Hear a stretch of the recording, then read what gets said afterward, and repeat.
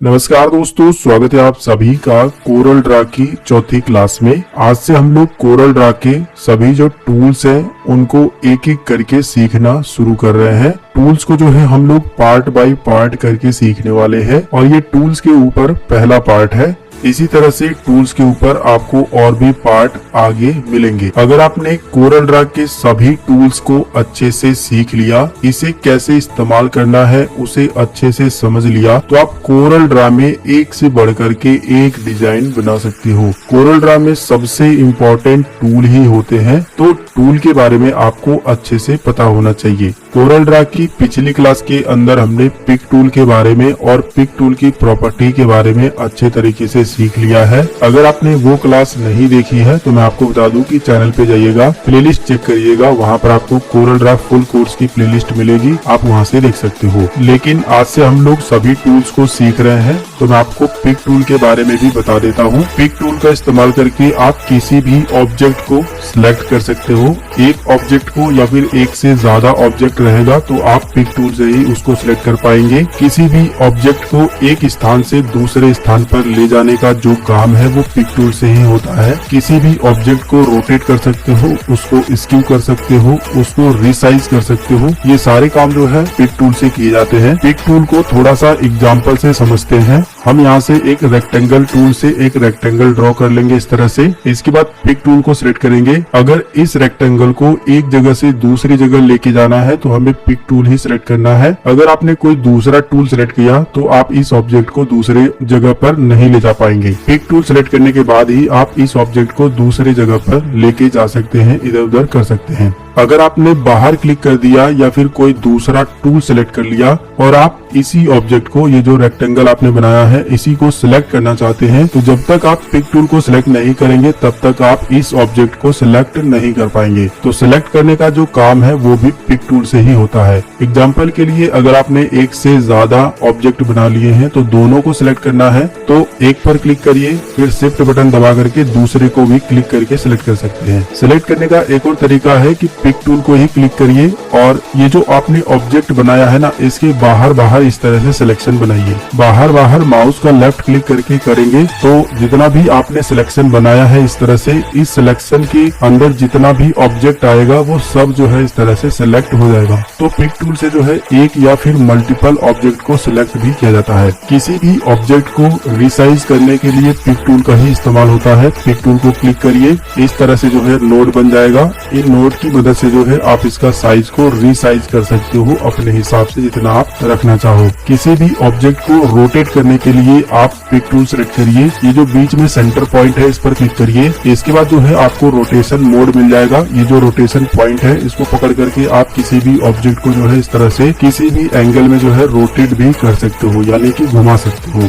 इसी के अंदर जो है आपको स्क्यू करने का भी पॉइंट मिल जाता है। ये जो बीच में पॉइंट दिए गए हैं इसे स्क्यू पॉइंट बोला जाता है। इस पॉइंट को पकड़ करके आप जो है किसी भी ऑब्जेक्ट को कुछ इस तरह से स्क्यू कर सकते हैं। तो ये सारे काम जो है आप पिक टूल से कर सकते हो। मेरे ख्याल से पिक टूल का यूज आपको अच्छे तरीके से समझ आ गया होगा। इसके अंदर अगला टूल है वो है शेप टूल, जिसकी शॉर्टकट है F10। आप सीधा इस पर क्लिक करके भी सिलेक्ट कर सकते हो या फिर कीबोर्ड से F10 बटन दबा दोगे तो भी जो है ये टूल सिलेक्ट हो जाएगा। एग्जाम्पल के लिए मैं ये टूल सिलेक्ट करता हूँ, लेकिन मुझे शेप टूल सिलेक्ट करना है तो मैं कीबोर्ड से F10 बटन भी दबा दूंगा तो भी जो है शेप टूल सिलेक्ट हो जाएगा। शेप टूल का काम क्या है थोड़ा सा आप इसे समझिए। शेप टूल का इस्तेमाल करके आप किसी भी ऑब्जेक्ट का जो आकार है उसको बदल सकते हो। इसके अलावा शेप टूल से और भी बहुत सारे काम होते हैं। चलिए इसे प्रैक्टिकली सीखते हैं। एक और बात मैं आपको बताना चाहूंगा कि जो शेप टूल है उसी के नीचे आप देखेंगे एक काला बिंदी सा बना हुआ है। आप जैसे ही उस पर क्लिक करेंगे तो इसके अंदर और भी टूल आपको मिलेंगे।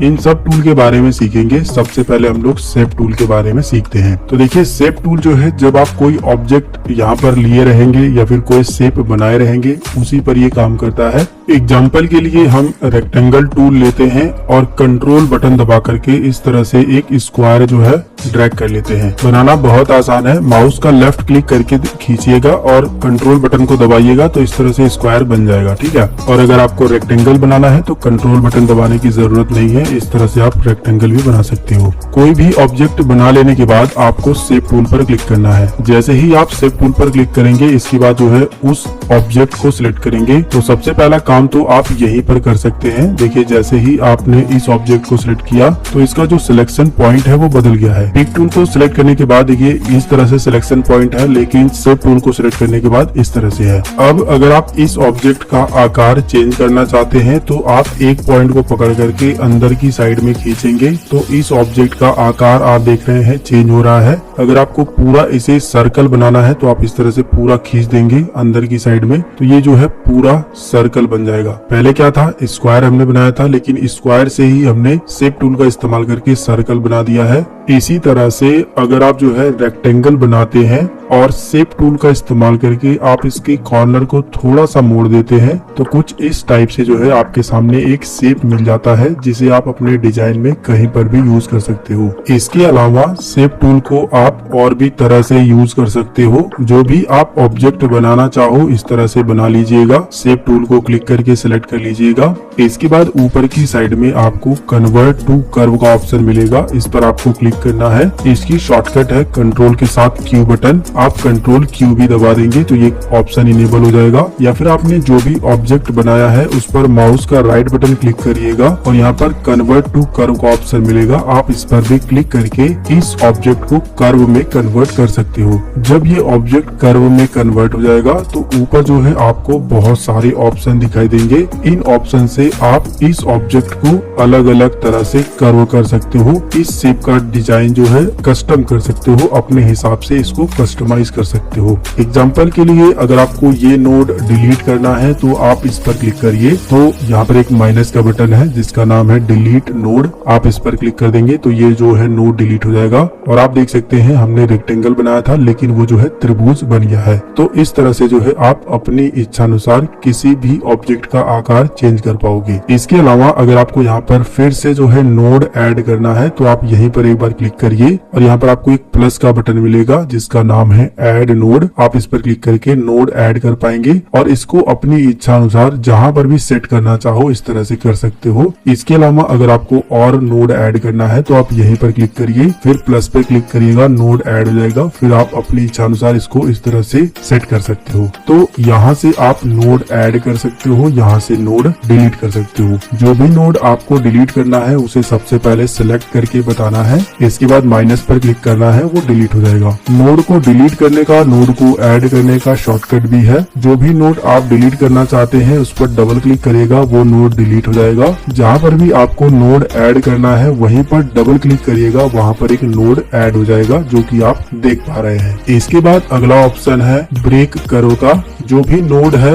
वहाँ से अगर आप लाइन को ब्रेक करना चाहते हैं तो ये ऑप्शन काम करता है। अभी आप देखोगे ये सब जो है एक दूसरे से जुड़े हुए हैं, लेकिन हमें इस लाइन को ब्रेक करना है यहाँ से, तो हम इस नोड पर क्लिक करेंगे तो ये ऑप्शन इनेबल हो जाएगा। हम इस पर क्लिक कर देंगे तो यहाँ से जो है लाइन ब्रेक हो चुकी है, जो कि आप यहाँ पर देख पा रहे हैं। ये लाइन यहीं से जो है ब्रेक हो चुकी है। तो अगर आपको दो नोड को ब्रेक करना है तो ये ऑप्शन काम करेगा। इसके अंदर एक और ऑप्शन मिल जाता है ज्वाइन टू नोड। अगर आपको दो नोड को ज्वाइन करना है, इसे पहले जैसा जोड़ना है, तो ये ऑप्शन काम करता है। ये ऑप्शन तब इनेबल होगा जब आप दोनों नोड को एक साथ सिलेक्ट करेंगे। एक साथ सिलेक्ट करने के लिए माउस का लेफ्ट क्लिक करके इस तरह से सिलेक्शन बनाइएगा कि दोनों नोड इस सिलेक्शन के बीच में आ जाए, तो दोनों नोड सिलेक्ट हो जाएगा। इसके बाद आप इस ऑप्शन पर क्लिक करके दोनों नोड को जो है जोड़ पाएंगे। अब जो है ये जुड़ गया है। अगर ये अलग अलग रहेगा, मैं आपको दिखाना चाहूंगा, जैसे कि ये अलग अलग है, तो आप यहाँ से कोई भी कलर फील करोगे तो ये जो है कलर फील नहीं होगा,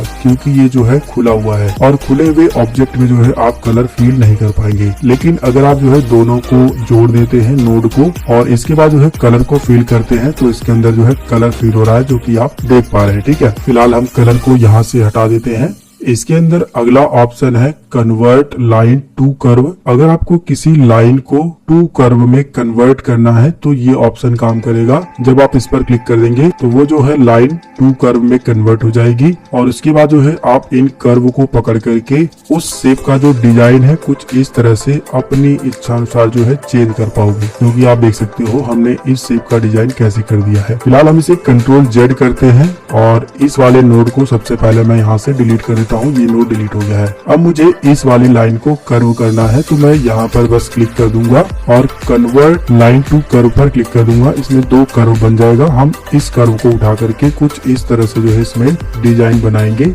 जितने भी डिजाइन बनते हैं ना कोरल ड्रा में, वो शेप ऑप्शन का इस्तेमाल करके, इन्हीं सभी ऑप्शन का इस्तेमाल करके उस डिजाइन को बनाया जाता है। जिस तरह से मैं आपको बता रहा हूँ, एक एक चीजों को आपने समझा और प्रैक्टिस की तो आप जो है कोई भी डिजाइन, किसी भी शेप का आकार अपनी इच्छा अनुसार बदल पाएंगे। अगर वो कर्व गायब हो जाता है तो आप नोड पर क्लिक करेंगे, वो कर्व आ जाता है। गलती से बाहर क्लिक कर दोगे तो वो कर्व जो है गायब हो जाएगा। फिर आप उसी पर क्लिक करके इसे जो है दोबारा से ला सकते हो और अपनी इच्छा अनुसार जितना चाहो उतना, जैसे चाहो वैसे कर्व कर सकते हो। आप एक ही लाइन के साथ नहीं बल्कि मल्टीपल लाइन के साथ कर्व कर सकते हो। आप इस लाइन को भी कर्व कर सकते हो। आप इस पर क्लिक करिए, कन्वर्ट टू कर्व करिए और इस लाइन को भी अपनी इच्छा अनुसार इस तरह से जो है कर्व कर सकते हो।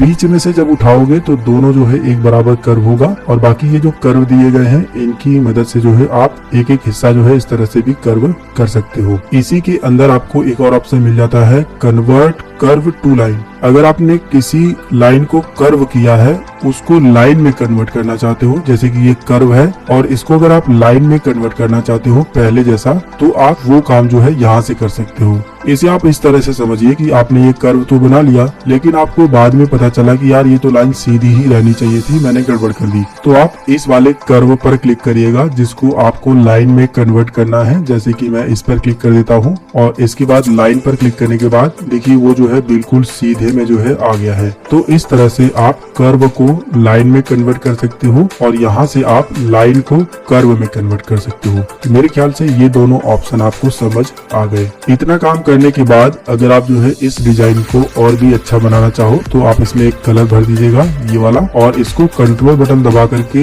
इस तरह से करने के बाद माउस का राइट बटन क्लिक कर देंगे तो इस तरह से एक और डिजाइन इधर बन जाएगा। इसमें आप कोई दूसरा कलर भी भर सकते हो। फिर दोनों को इस तरह से सिलेक्ट करने के बाद ऊपर से नीचे की साइड में ड्रैग करेंगे, कंट्रोल बटन दबा करके माउस का राइट बटन क्लिक कर देंगे तो इस तरह से जो है डिजाइन बन जाएगा और इसके अंदर जो है आप अलग अलग कलर को फील कर सकते हो कुछ इस तरह से। तो देखा आपने, हमने केवल एक डिजाइन तैयार किया था, उसके बाद हमने उसकी कॉपी बना करके कुछ इस तरह से डिजाइन को बना दिया है। ये तो बस एक छोटा सा डेमो है। जब हम डिजाइन के बारे में सीखेंगे तो और भी मैं आपको बहुत सारी चीजें सिखाने वाला हूँ। फिर से जो है हम कोई एक यहाँ पर रेक्टेंगल को ड्रॉ कर देते हैं और शेप टूल को सेलेक्ट करते हैं, कन्वर्ट टू कर्व कर देते हैं। इसके अंदर अगला ऑप्शन है मेक नोड उस्प। इस ऑप्शन का इस्तेमाल तब आप कर सकते हैं जब आपने किसी लाइन को कर्व किया है। कैसे इस्तेमाल करना है बड़े ध्यान से समझिएगा। आप इस पर क्लिक करिए, इसके बाद कन्वर्ट टू कर्व पर क्लिक करिए। इसके बाद 2 कर्व आपको मिल जाएंगे। अगर आप इस लाइन को इस तरह से कर्व करना चाहें तो कर सकते हैं।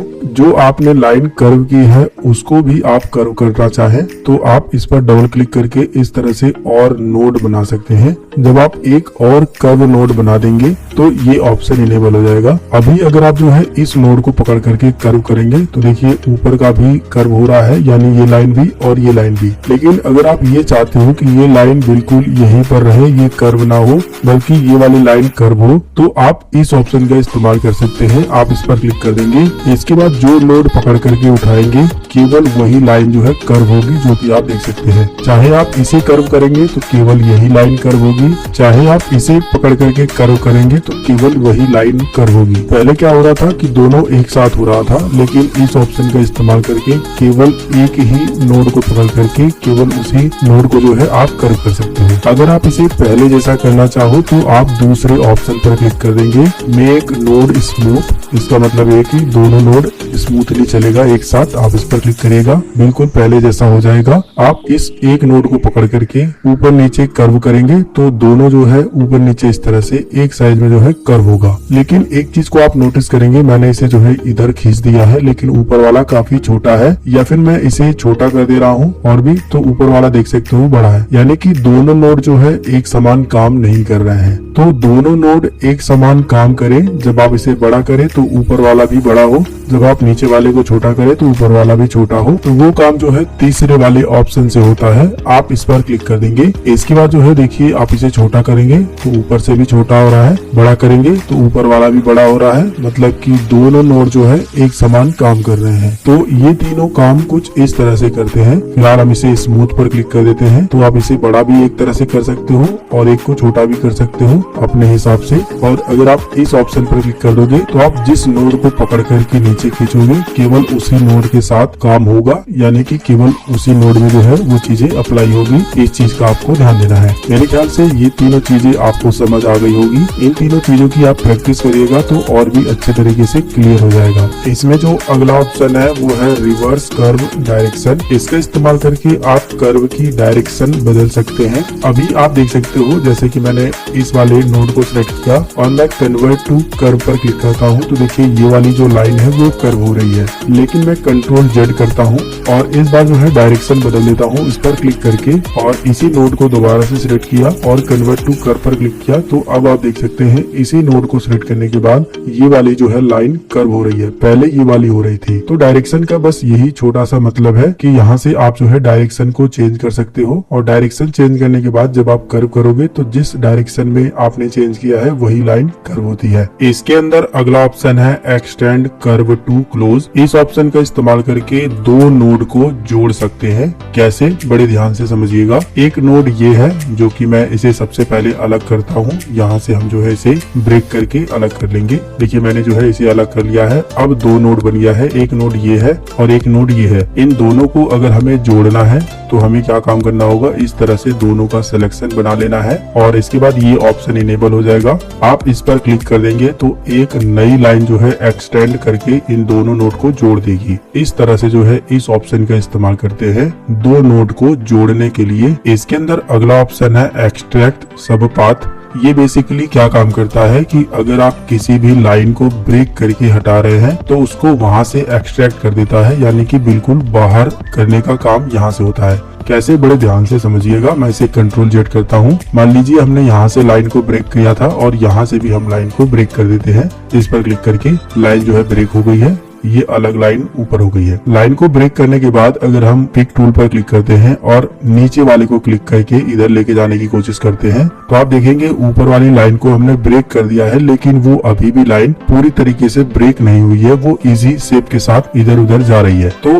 इस लाइन को पूरी तरह से इस वाले शेप से एक्सट्रैक्ट करने के लिए एक्सट्रैक्ट ऑप्शन का यूज किया जाता है। कैसे, बड़े ध्यान से समझिएगा। इस तरह से अलग करने के बाद जो भी आप एक्सट्रैक्ट करना चाहते हैं उस लाइन को सिलेक्ट कर लीजिए। सिलेक्ट करने के बाद ये ऑप्शन इनेबल हो जाएगा जो कि आप देख सकते हैं। बस आप इस पर क्लिक कर देंगे, इसके बाद जो है वो एक्सट्रैक्ट हो जाएगा, यानी कि अलग हो जाएगा। इसके बाद आप पिक टूल पर क्लिक करिएगा। एक बार बाहर क्लिक करने के बाद फिर से जो है जिस भी ऑब्जेक्ट को सिलेक्ट करेंगे उसको सिलेक्ट करने के बाद आप इधर उधर लेके जाइएगा। आप यहाँ पर देखेंगे ये अलग हो चुका है, बिल्कुल इसके साथ नहीं जा रहा है, और ये भी अलग हो चुका है, उसके साथ नहीं जा रहा है। तो ये काम होता है इस वाले ऑप्शन का, एक्सट्रैक्ट सब पाथ। इसके बाद अगला जो ऑप्शन है वो है ऑटो क्लोज कर्व। इस ऑप्शन का इस्तेमाल करके आपने जो भी नोड बनाए हैं उनको ऑटो क्लोज कर सकते हो। जैसे कि मान लीजिए आपने इसे जो है अलग कर दिया है ब्रेक करके, अगर आप इसे जो है यहाँ से ऑटोमेटिक बंद करना चाहते हैं, क्लोज करना चाहते हैं, तो वो काम आप यहाँ से कर सकते हैं। आपको दोनों नोड को इस तरह से सिलेक्ट कर लेना है, बस इस पर एक बार क्लिक कर देना है तो यहाँ से जो है ऑटोमेटिक क्लोज हो जाएगा, एक नई लाइन जो है ऑटोमेटिक बन जाएगी। इसके बाद जो अगला ऑप्शन है वो है स्ट्रेच एंड स्केल नोड। इस ऑप्शन का इस्तेमाल करके आपने जो भी ऑब्जेक्ट बनाया है उसको स्ट्रेच कर सकते हो, उसको स्केल कर सकते हो। कैसे, सबसे पहले आप चारों नोड को इस तरह से सिलेक्ट कर लीजिए,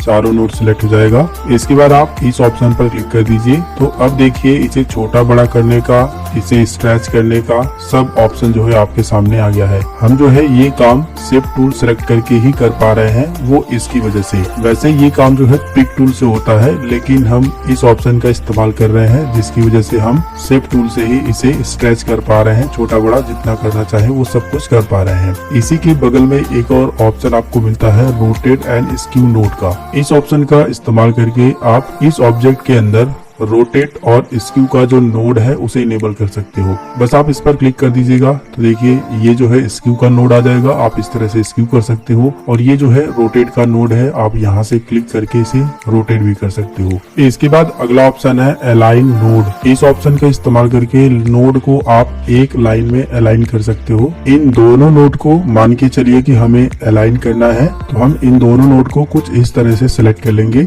इसके बाद ये ऑप्शन इनेबल हो जाएगा, हम इस पर क्लिक करेंगे। इसके बाद जो है यहाँ पर आपसे पूछेगा कि आप हॉरिजॉन्टल अलाइन करना चाहते हैं या फिर वर्टिकल। तो हम जो है अभी के टाइम में केवल वर्टिकल करके देख लेते हैं। वर्टिकल में क्या होगा कि इस तरह से जो है एक लाइन में बिल्कुल सीधी लाइन में ये वाला जो नोड है ऑटोमेटिक आ जाएगा। हम इसे ओके पर क्लिक करते हैं तो आप देख सकते हो इस वाले नोड के हिसाब से ये जो है अलाइन हो चुका है। इसके बाद जो इसके अंदर अगला ऑप्शन है वो भी समझिए। हम दोनों नोड को सिलेक्ट करते हैं। अगर आप जो है इसे हॉरिजॉन्टल अलाइन करते हैं तो ये जो है ये वाला नोड इसके हिसाब से जो है यहाँ पर हॉरिजॉन्टल में आ जाएगा। ओके पर क्लिक करिए तो देखिए इसके हिसाब से जो है एक लाइन में ये जो है हॉरिजॉन्टली अलाइन हो चुका है। तो ये काम होता है अलाइन ऑप्शन का। फिलहाल हम इसे कंट्रोल जेड करते हैं। दोनों ऑप्शन को सिलेक्ट करने के बाद इसके अंदर एक और ऑप्शन है नीचे वाला अलाइन कंट्रोल पॉइंट। इसको अगर आप क्लिक करके ओके कर देते हो तो भी जो है ये इसी के ऊपर एक पॉइंट आ जाएगा। इसके अंदर 2 पॉइंट है, आप देखेंगे। ठीक है, ये पॉइंट जो है उठ करके इसी के ऊपर आ गया है। ठीक है, तो ये काम होता है